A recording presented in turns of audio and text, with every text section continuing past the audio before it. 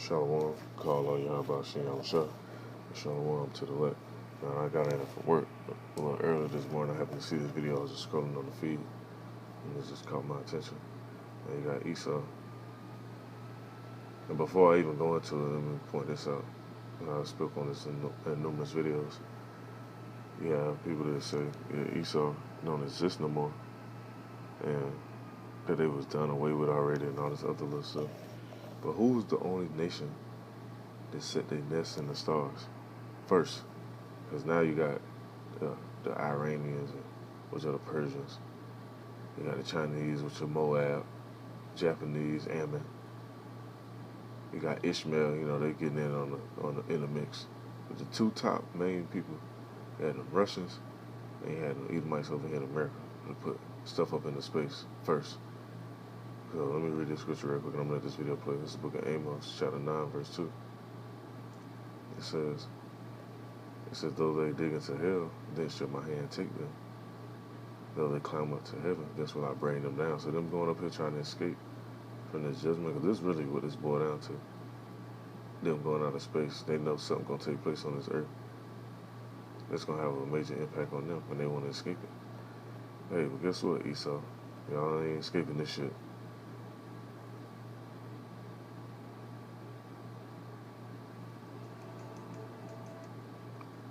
And this what the elect gonna wait on, the saints, so to speak. When the scriptures say, here's the patience and the faith of the saints.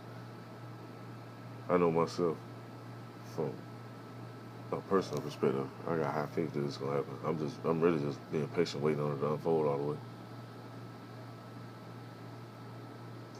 And these times too, they gonna be no 10, 20 years, 30 years down the line. We ain't gonna be here in no year 2078 and shit.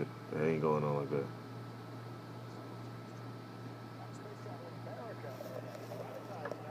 that. In many cases, NASA has sort of... And that's why Esau so thirsty to build this shit too, because they know we ain't gonna be here in no 2078 either. They know what's up. They gonna be somewhere else though. They gonna be building up New Jerusalem. Elon Musk's SpaceX Crew Dragon capsule, you've heard about that. Falcon 9 rocket to take astronauts into orbit. It's the first certification by the agency since the space shuttle program nearly 40 years ago. 4 decades. Here's RT's Trinity Chavez with more on this trend. Today, a historic milestone for both NASA and SpaceX. The space agency announcing it has certified SpaceX's Crew Dragon capsule and Falcon 9 rocket to carry astronauts to and from orbit. In a statement, NASA Administrator Jim Bridenstine said, "I'm extremely proud to say we are returning regular human spaceflight launches to..." Oh man, let me just read on through the book of Obadiah while this is being read. Let me go into this.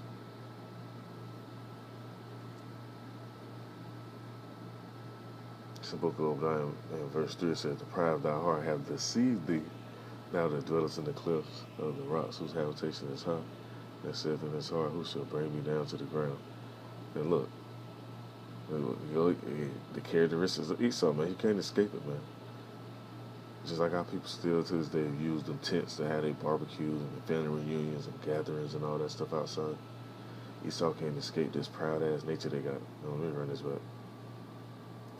Jim Bridenstine said, "I'm extremely proud to say we are returning regular human spaceflight launches to American soil on an American rocket and spacecraft.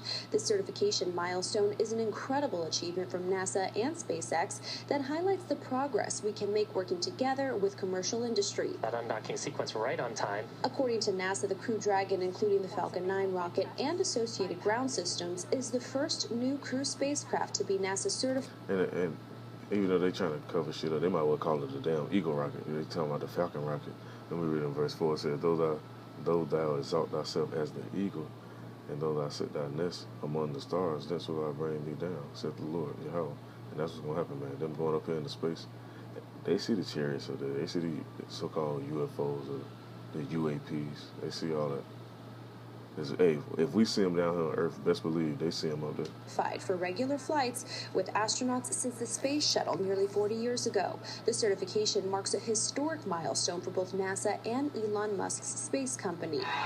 NASA, under the Commercial Crew Program, supplied most of the funding used to develop Crew Dragon over the last 6 years and conduct hundreds of tests. Since 2011, though, the U.S. has relied on Russia to send astronauts to the International Space Station, paying approximately $75 million per seat. And see, our people so stuck on this, oh, everybody should be equal and uniting and shit. Hey, these Edomites ain't trying to unite with your ass. When people gonna get that, man? They ain't trying to unite and be equal. They want to be above and out of space on your ass. NASA says the certification ends the sole reliance on Russia for access. Adding commercial transportation provides additional research time and broader opportunities for discovery.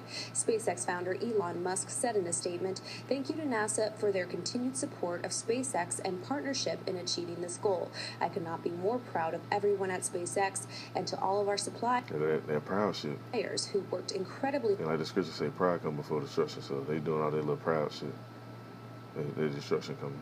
But let me read on, and I'm going to just end this off. I don't want to stretch this out too long. Just a little quick video, since I've seen this on the news. Just to point out that Esau is still on the earth to this day. They just changed their name. They call themselves white, or Caucasian, or European, or French, or Canadian, all these other little terms, or Australian. That's fucking Esau, or Russian, whatever. The list goes on. Anyway, it says, in verse 7, all the men of thy confederacy have brought thee even to the border. The men that were at peace with thee have deceived thee and prevailed against thee. They that eat thy bread have laid a wound under thee. There is none understanding of him. And see, if Esau understood what was going on, they'd just give up and be like, you know what? We know Yahweh gonna send Yahweh shot back. We ain't even gonna prevail, so we might as well just stop doing what we're doing. But they don't got no understanding of it, so they're gonna continue to do what they do. Verse 8, it says, shall I not in that day, saith the Lord, Yahweh even destroy the wise man out of Edom, and the understanding out of the mount of Esau, and the mighty man of Timon shall be dismayed to the end, that every one out of the mount of Esau may be cut off by slaughter.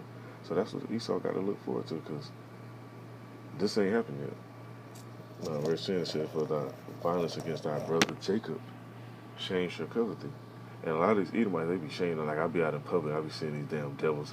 They be trying to be all nice and trying to let a nigga go first and shit. Like, I be looking like, you fucking devil. Hey, the Most High got them set up, man. Because ultimately, he put that spirit on them just to do what they did to us for our punishment. Just so he can lift that punishment off us and put it on them. And that's why the scripture said that in verse 10. It says, for thy violence against thy brother Jacob, all the raping, taking land, setting up their own stuff, kidnapping the kids, kidnapping the women, doing all that buck breaking and all that stuff through slavery, all that different little stuff, man. That shame shall cover thee. It says, and thou shalt be cut off forever. This ain't happened yet, man, but it's coming now. Verse 11, it says, in the day that thou stoodest on the other side, in the day that the strangers carried away captives his forces, and foreigners entered into his gates, and cast lots upon Jerusalem, which, you know about slavery, what do they call them little blocks in them little areas where they were selling the slaves? Lots. Now it says, even thou was as one of them, but thou shouldst have not looked on the day of thy brother, and the day he became a stranger. Neither shouldst thou have rejoiced over the children of Judah in the day of their destruction. Neither shouldst thou have spoken proudly in the day of distress. And that's what the Edomites did. They looked on us. They seen the state we was in. Still to this day, man. Now they have to push this little narrative out and kind of get the attention off them with the Black Lives Matter and all the other shit. They still the fucking devil, though. Their history ain't changed, man. Verse 13, it says, thou shouldst not have entered into the gate of my people in the day of their calamity. Yeah, thou shouldst not have looked on their affliction in the day of their calamity, nor have laid your hands on their substance in the day of their calamity. Because a lot of our records, they had the records. They took a lot of the artifacts and the stuff they couldn't take. Some of the stuff we built, like the pyramids and different structures over in France and Rome. They broke their noses off, chopped their heads off, changed up the artwork. Instead of the artwork being brown tone, they'll overpaint it with some white and say that the brown disappeared from age and weathering, which is bullshit. Anyway, in verse 14 it says, neither shouldst thou have stood in the crossway to cut off those of his that did escape, neither shouldst thou have delivered up those of his that did remain in the day of distress. Now, there's a deliverance for us. It says the deliverance of Israel. In verse 15 it says, for the day of the Lord Yahweh is near upon all the heathen. As thou hast done, it shall be done unto thee. But people always be like, oh, you got to forget and forgive. But the scripture, hey, you say you believe in these scriptures. It says, as thou hast done, it shall be done unto thee. That's why you have to be careful what you do to people, say to certain people, whatever, because it'll come right back on you. It might not be the same day, might not be the same week, might not be the same month, might not be the same year, but best believe it's coming up. It says, thy reward shall return upon thine own head. Verse 16 it says, for as ye have drunk upon my holy mountain, so shall the heathen drink continually. Yeah, they shall drink and they shall swallow down. They shall be as though they had not been. And that's why they trying to go into space, man. They know about, you think these devils ain't read the book of Obadiah?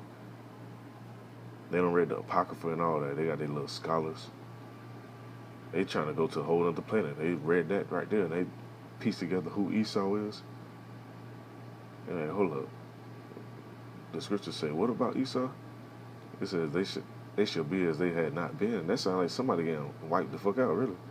Now, verse 17 it says, but upon Mount Zion shall be deliverance. Because you look at our people now in the projects, in the hood, the ghettos, or whatever, even in the suburban areas. Majority of our people look through, man. They don't have no hope. They be all down in the spirit. Now you got this new shit going around. These young niggas want to be suicidal, listen to that dark, emo-ass music. Man, our people need deliverance, man. And that's going to happen. And it says, and there shall be holiness, and the house of Jacob shall possess their possessions. So all that stuff that they got, that gold, silver, all them jewels, that land that they done stole, that set their little red feet on, that's going to be ours, man. That's what we got to look forward to. Now, verse 18, it says, and the house of Jacob shall be a fire, and the house of Joseph a flame, house of Esau for a stubble. They shall kindle in them and devour them. And there should not be any remaining in the house of Esau, for the Lord Yahweh has spoken it. So, hey, Most High put it out, it's going down, man. That's how they got the Space Force and said they nest among the stars. This was already prophesied that they was going to do that. If they wrote this book, they'd have took this out of there. They would have made sure we ain't know nothing about Esau sitting their nest among the stars.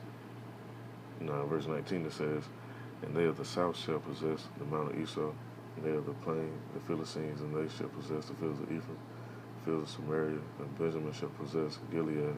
The captivity of this host of the children of Israel shall possess that of the Canaanites, even unto Zarephath. The captivity of Jerusalem, which is in Seraphat, they shall possess the cities of the south, and Savior shall come up on Mount Zion to judge the mount of Esau, and the kingdom shall be the Lord's. Like, hey, how they be singing that song, or when the saints go marching in, or how I like to be of that number. Hey, that's what they were talking about. Them saviors, them saints, gonna be judging Esau. So I just want to bring this out, man. Esau through. They trying to escape.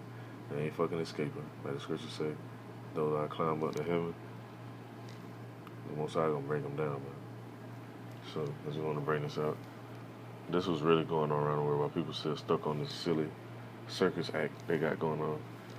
Esau trying to do away with us and then duck off on another planet. So pay attention to what's really going on, though. Shalom.